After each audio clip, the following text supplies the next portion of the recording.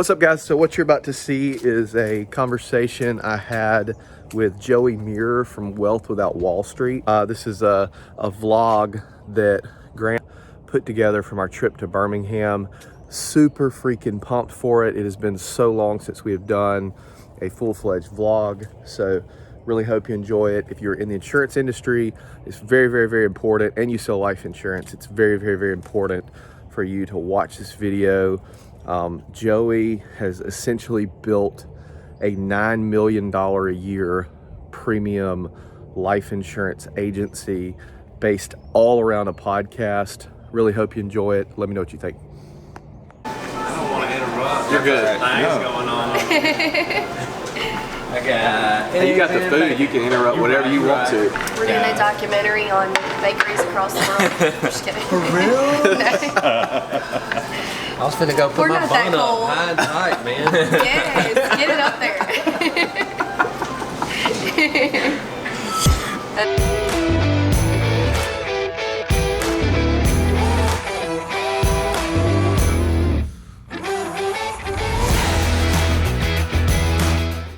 This place is a great place to host.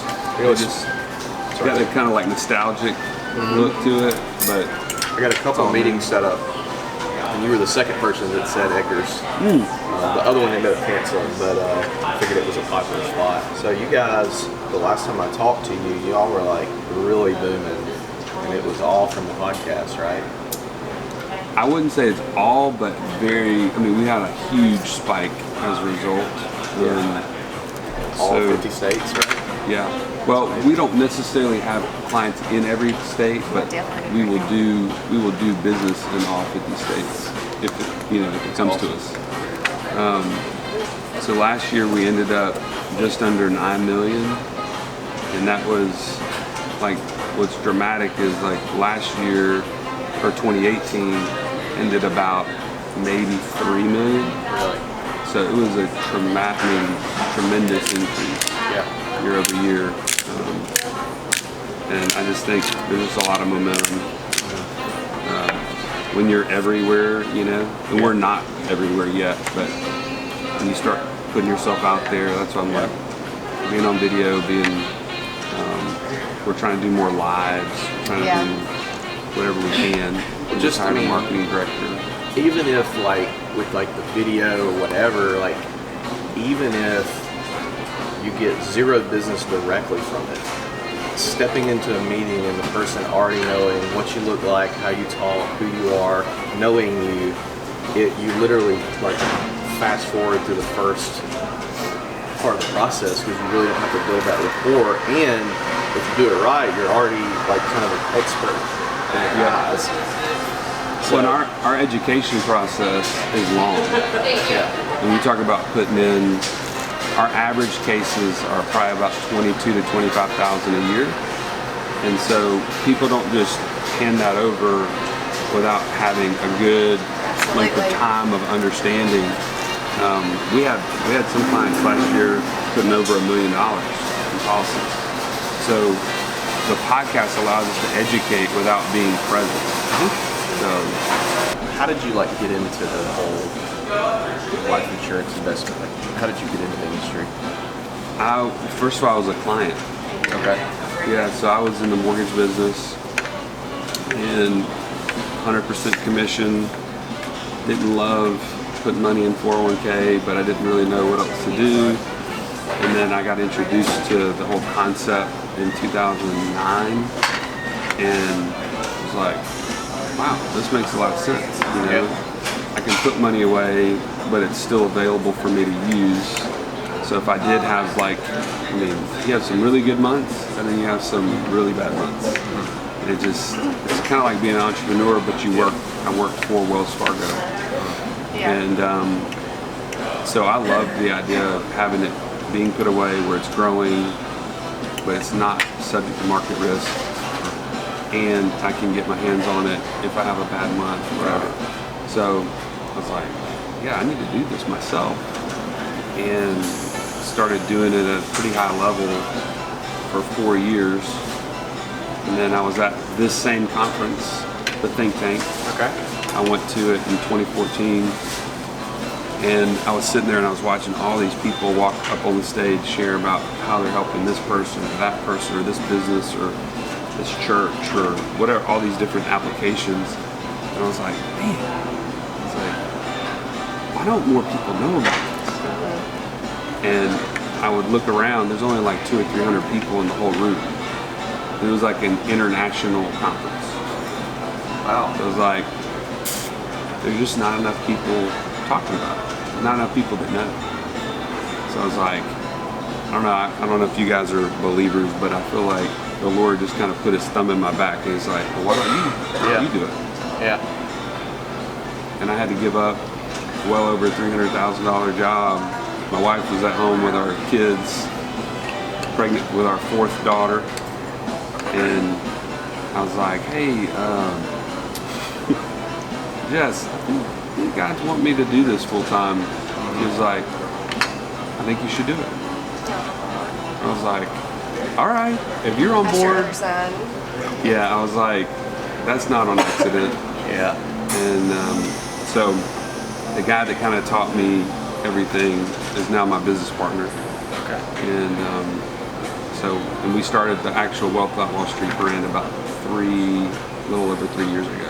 Okay. There's a stigma in the industry to some folks around using life insurance as an investment vehicle.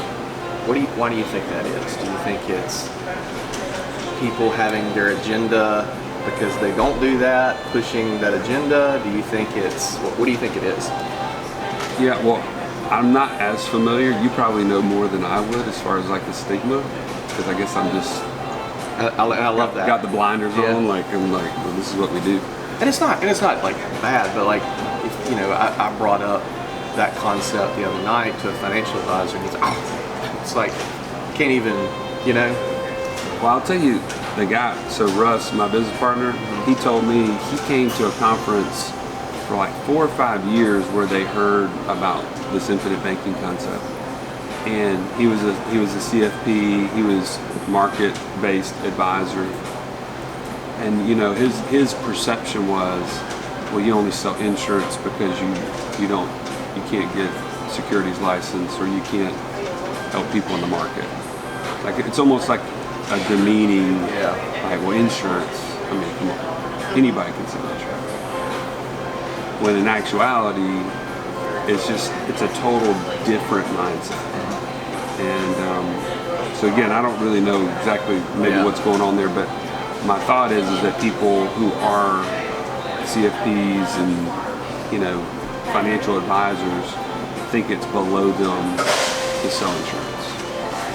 It's almost because I think selling insurance in general has a stigma, right? It does. You get the needle nose Ned kind of Groundhog Day, picture, like. like that's the picture that the consumer thinks. Yeah.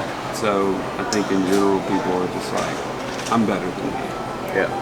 And I don't know. In our mind, it's more we're competing with your savings account. It's like, have you ever had like thoughts that maybe your savings account isn't that good? Yeah. Well, yeah, all the time. Somebody has $100 grand sitting in their savings account, they're not happy about it. They're like, "Shit, what else can I do with this? Put it to work. Yeah. Yeah. And so we really don't have a whole lot of competition in light of that. Yeah. Because ultimately, it's not an investment vehicle. We don't want it to compete with somebody's investment. In fact, we want them to use it for investment. And we just want to empower them to use it in stuff that they know that's not on Wall Street. Yeah. And then the worst case scenario, something happens to that person, then you have the death benefit, which I'm sure is always way more than what they put in. It's always going to exceed it. Tax-free to the beneficiary. Absolutely. Yeah.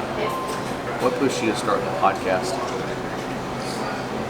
We really only thought that we would have conversations with our clients like every week. We realize that when people learn this, they start a journey and they're educating themselves like heavily, and then all of a sudden they get their policy and it was like they stopped learning.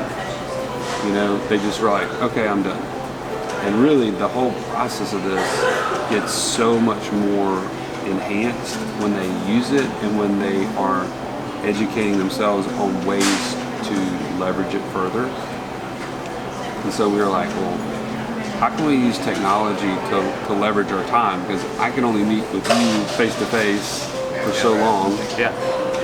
We started getting into 200 plus clients. It's hard to scale. And they're all busy, you know, so they don't want to meet with us in person all the time.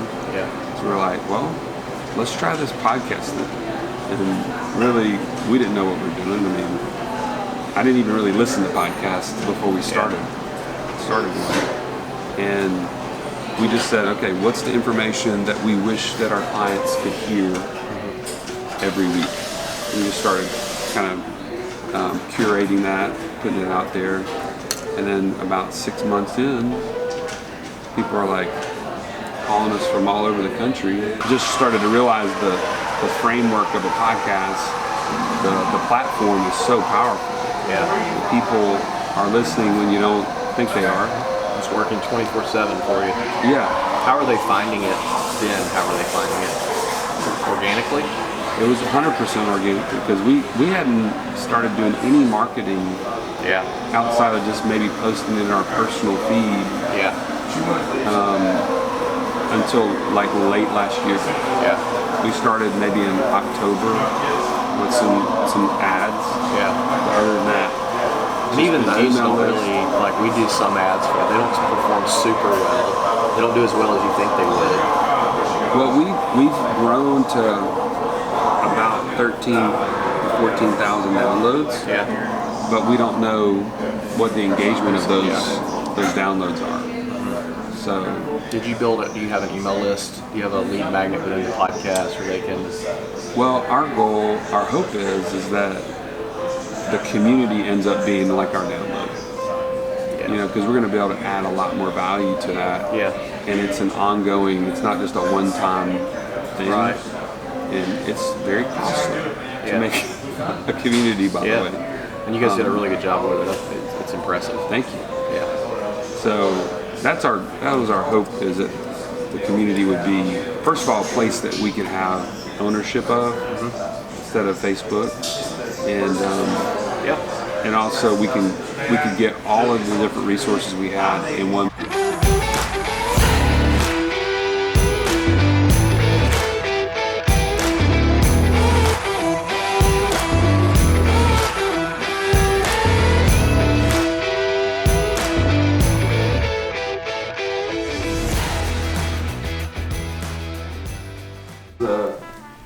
Check this out. This is a fun thing because when we moved in here, we were a bunch of dudes. Yeah. And Russ was like, hey, my father-in-law's got this foosball table. And we're like, oh, that'd be sweet. Yeah. But we didn't have room to just have a foosball table. Yeah. So we were like, let's make it into a table. And one of our clients made this. That's so cool. That's so it's an awesome. actual working foosball table? Yeah, so this, you can actually take this off and hang it right on that little notch there or whatever. That is so cool. That's awesome. So, like, we're having a bunch of the guys from the think tank over tonight. We'll take it off and have where people can be playing while they're just hanging out. That is so cool. Like an open house. I love the wood. This is Maddie. I'll introduce you guys. Maddie handles all of our underwriting and applications. Hey, Ernie. Bradley. Ernie. Good to meet you. And Ernie has been with us like the longest. How many years is it now? 3 years? 3 years. And for a while he was it. It was me, Russ, and him. So he handles a lot of our service stuff. He's doing some internal sales. Yeah. He's doing any number of different things. Helps with illustrations. He's like the Swiss Army knife. She is from application to approval, following up, processing, providing any sort of requirements. So That's the part of life insurance I hate the most. we would agree. Yeah. We would agree. We've got the podcast room right behind you. See that? Tracy. This is Bradley's dream office. Yes. So we're actually going to upgrade this soon. we just hired a marketing director, and I was like, man, you need to help us get the video aspect of what we're doing a lot better. Yeah. And because it's nice, but it's just like a flat wall. There's no depth to it. And so we're going to try to move some things around. Now, is there a significance to this? Is that a particular? No. Okay. That would be cool if that was like our first 10 seconds. Yeah. You know? That was not the case. But my wife did paint it. Awesome. She helped actually decorate the whole office. Yeah. And all the colors, all the finishes and everything. I know where I need to come record the next time I'm in Birmingham. Yeah, man. Yeah, This is awesome, dude. Did I tell you about the tool Repurpose? I believe so. Where Remind me. basically if you just upload audio of a podcast into this tool, it creates a static image with an audiogram that goes onto YouTube. Okay, cool. So for every episode it does that automatically. You don't have to do it. You just have to have the workflow created. That's awesome. Which is a few clicks. Yeah. And you upload your audio and it does it. So we interviewed the CEO of Liberty Mutual, and it was hard to get him, and the day we had to do it, we were actually at a conference in Dallas. And so I was recording with one of those apps that like records phone calls. Yeah. And so I'm recording on my end. So we're in two separate rooms at this conference, right? Scott's talking on his phone, I'm talking on my phone, and I'm recording the conversation, and we're on a three-way call. That's how we were doing it. And about 2 minutes in, Scott, I'm just tearing everything up in here. Scott's audio was so bad. It was like Charlie Brown's teacher. Wah, wah, wah, wah, wah. And he's on Android. I get the zoom out, and I like turn it on, and I go in the room where he's kind of like threw it in front of him and left. And so I'm recording me and Tyler Asher's audio on my phone, and we're recording Scott on there, and Johnny had to match it up. And literally like the first 2 minutes of it was completely unusable. So we had to re-record the whole beginning, and he had to re-ask Tyler the questions.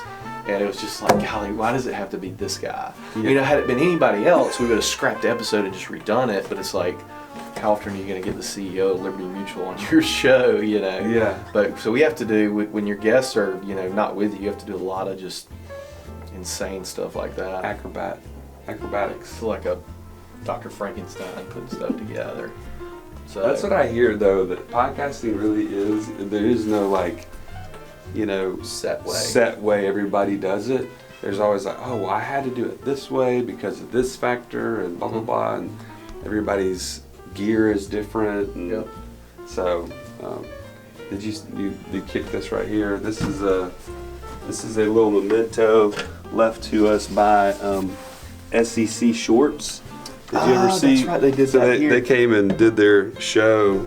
Then you won't mind if we throw away this random piece of shrubbery someone left behind in a makeshift hydroponics lab in the break room.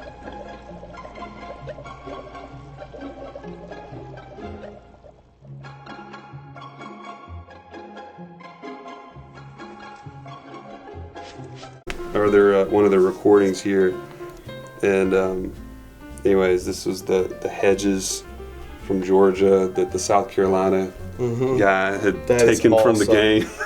I forgot that they did that here. So he was like, hey, do you want this? We're just going to throw it out. We're like, yeah, man. That's awesome. So how was that experience? Oh, it was awesome. Yeah, just, in fact, Tracy in our office was on the actual, on the video. Really? Yeah, she was the one listening to the phone music like, what is this? Now, was that the one where LSU was calling Alabama and like no, they played? No, this was when South Carolina beat Georgia, and they were the one fan was in the office. He's getting called into his boss's office, like, hey, look, you gotta cut it. You have to tone it down. And so that was in that guy's office. Yeah, so we do some local people here. Yeah, very few. Most of the time it's just us podcasting. Yeah, with you know, somebody on Zoom. I'll tell you what. You familiar with Jag Insurance? They're a big P&C agency in Miami. They were part of the Vayner Mentors program that VaynerMedia did, and they basically tear your business apart, and they put together, for them it was the JAG Bible. And it was, we do this, we do this, we do this, and it was a lot, most of it was centered around marketing, but one of the things that they did, and VaynerMedia helped them instill this, their clients are businesses, particularly more local Miami businesses. They built out a podcast studio in their office. And it was in an area kind of like those offices there with glass. It was very slick. It was like you see it and you're like, wow, that's cool, you know. They offer free podcast time to their clients or to any local business. So they're using the podcast studio. So they're promoting this podcast studio. Hey, businesses, you need a podcast, come use our studio, we'll do it for free. And oh, by the way, let us quote your insurance or that sort of thing. Or so just sort of a relationship. Yeah, exactly. What it is it's providing value above and beyond just providing the insurance products. And it's you know, wow, no other insurance agent's doing that. Like, I can't go to my farmer's agent and do a podcast at his office. And I don't have to pay for it, you know. So we're gonna do something similar eventually. I'm always gonna use Johnny, but I'm gonna have something at my office that can be. Would love something like this. For it to have folks come in just to generate some kind of traffic. You know? No, I think that's wise. And then this is my office. I don't know if I told you about this, but I love the glass. We wanted it to be a place that didn't look like a financial firm. I had the same goal in mind. I wanted that more like industrial kind of feel. We had there's a ministry that does woodworking. Okay. And they put people to work who maybe need a second chance or whatever. And they teach them woodworking as a skill. It's kind of like their way to disciple them and help them grow in a skill for it's like a year or more type of program. That's awesome, man. So they built our desks and that little table there. They finished it out from a barn beam and finished out the legs and all that kind of stuff.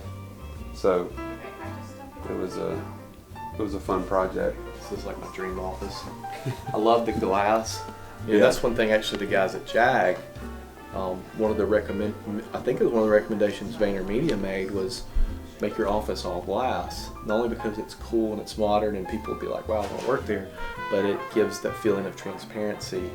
In other words, I'm not the boss with the door shut. You can see me, I'm here, I'm working, that sort of thing. Well, and we're doing a lot of meetings on Zoom, so I've got my camera there and it's looking back that way. That's where we did. We did ours, that's what I was looking at, And people are walking by, they know that there's more people here than just this guy in his, mom's basement or something like that.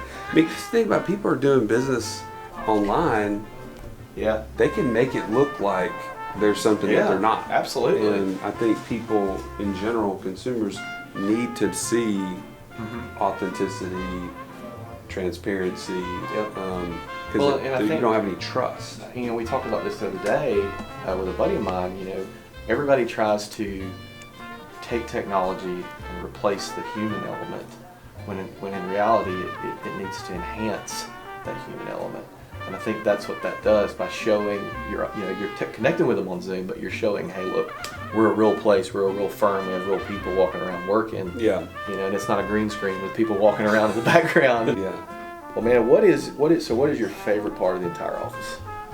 My favorite part? Favorite thing, favorite part, favorite piece? I don't know. I get excited about a bunch of little things. But I think like this area in here was 100% my wife helped kind of design. It was exactly kind of what I wanted it to look like. I can use it for a lot of different things. If we do have in-person meetings, we'll meet over here. And it's kind of more like, hey, we're getting down to business. Or if we're just hanging out, we're just, like I had a guy in here the other day that he's a client, but he's asking, man, I don't know if I should keep teaching anymore. Like, I'm wondering what my next transition is. It's almost like a mentor opportunity. I'm like, well, we're sitting over there in the living room. Right. Exactly. And yet I can be really efficient on my desk the standing part of it just makes it more. I'm just more active whenever I'm talking. I'm not kind of like falling asleep or whatever. Yeah. So you stand up pretty much all day, huh? yeah. I rarely bring it down. I know you can, but Yeah. I rarely do. Cool. Well, I So. appreciate it, man. Yeah, man. Really appreciate the tour. Yeah. Thanks for breakfast. My pleasure. Yeah, Absolutely. anything I can do glad, for you, let glad me to know. have you guys here. Yeah. And We'll do a podcast together soon. I'd love to have you on and Yeah. talk about what you guys have done and hopefully.